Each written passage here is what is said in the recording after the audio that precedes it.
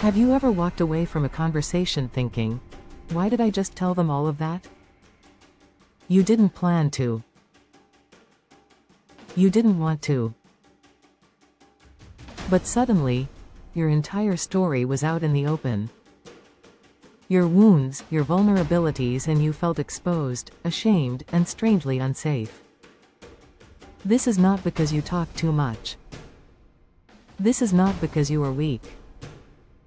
This is oversharing, and it is a trauma response, not a personality flaw. Today we're talking about oversharing. Why it develops, how narcissistic relationships condition it, and how to begin rewiring this pattern into safe, regulated, intentional self-expression. Remember, oversharing is not honesty.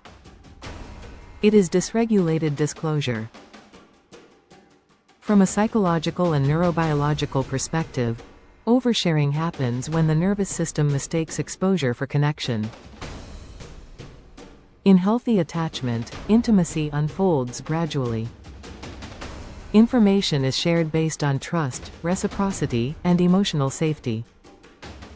In trauma, especially narcissistic family systems or relationships, intimacy becomes conditional. The child learns, if I explain myself enough, maybe I'll be understood. This is how disclosure becomes a survival strategy.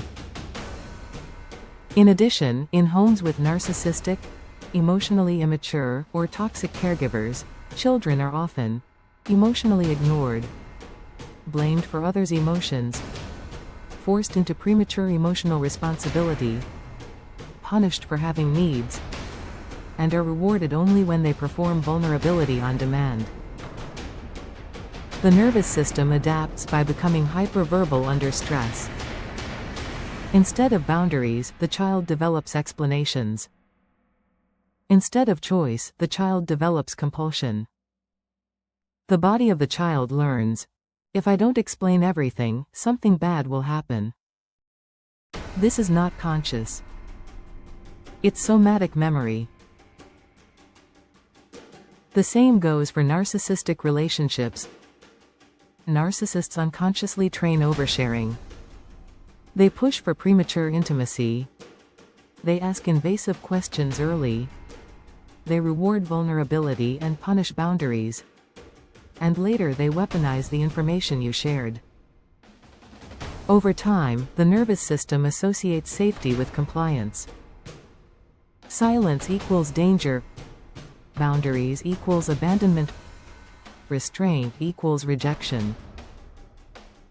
This is how oversharing becomes a fawning response, a way to regulate threat. But here's the paradox. The more you overshare, the less safe you feel. Because the nervous system knows. This wasn't chosen. This was leaked under pressure. So it is not surprise that after oversharing, people often report feelings of shame, emotional exhaustion. People report feelings of regret, feeling too exposed, and feelings of being used or invisible. That's because the system crossed its own internal boundary. Remember that healing is not about becoming closed. It's about becoming regulated enough to be able to choose. So, next time before sharing anything personal, pause even for 5 seconds, and internally ask these 3 questions. First question is, am I calm right now or am I activated? If your body feels tight, urgent, or anxious, do not share yet. Regulate first. Disclosure from activation reinforces the pattern. Second question is, why am I sharing this? Is it for connection or for relief? If it's for relief, that's a cue to self-soothe, journal, or ground, not disclose. And third question is, has this person earned access to this part of me? Trust is built through consistent behavior, not emotional intensity. If even one of these answers feels unclear, pause. Pausing is healing. You are teaching your nervous system that nothing bad happens when you don't explain yourself.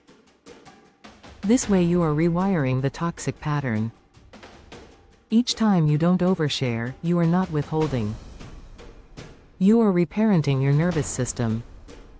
You are replacing compulsion with choice, exposure with containment, and trauma bonding with self-trust.